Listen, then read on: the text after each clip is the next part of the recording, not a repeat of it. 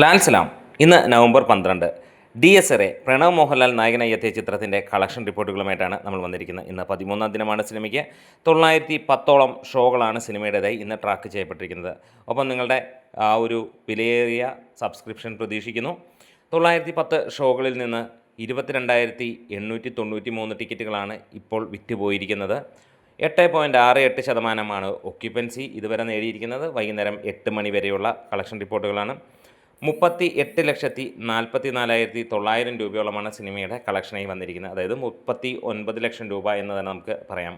ഇവിടെ നമുക്ക് കാണാൻ കഴിയുന്നത് സിനിമ മികച്ച രീതിയിൽ മുന്നോട്ട് പോകുന്ന ഒരു കാഴ്ച തന്നെയാണ്. ഇന്നലെ 53,73,000 രൂപ വന്ന ചിത്രത്തിന് ഇന്ന് വന്നിരിക്കുന്നത് 39 ലക്ഷം രൂപയ്ക്ക് അടുത്താണ്. അതായത് ഫൈനലായി നമ്മളിന്ന് എക്സ്പെക്റ്റ് ചെയ്യുന്നത് ഏകദേശം 55-60 ലക്ഷം രൂപ തന്നെ എത്തുമെന്നുള്ളതാണ്. അങ്ങനെയാണെങ്കിൽ തീർച്ചയായും ഒരു കാര്യം നമുക്ക് ഉറപ്പാക്കാം, തുടർച്ചയായിട്ടുള്ള ദിവസങ്ങളിൽ സിനിമയ്ക്ക് 50 ലക്ഷം രൂപയ്ക്ക് മുകളിലേക്കുള്ള കളക്ഷൻ നേടുന്നു.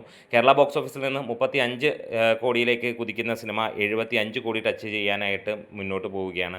എന്തായാലും ഒരു ബ്രഹ്മാണ്ഡ ചിത്രമെന്ന് തന്നെ പറയാം, ഹൊറർ മൂവി.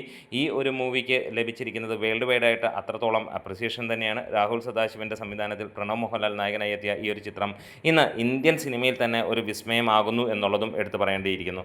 എന്തായാലും നമുക്ക് നമ്മുടെ വീഡിയോസ് ഇഷ്ടമായെങ്കിൽ ഒന്ന് സപ്പോർട്ട് ചെയ്ത് തരാം. അൽസലാം.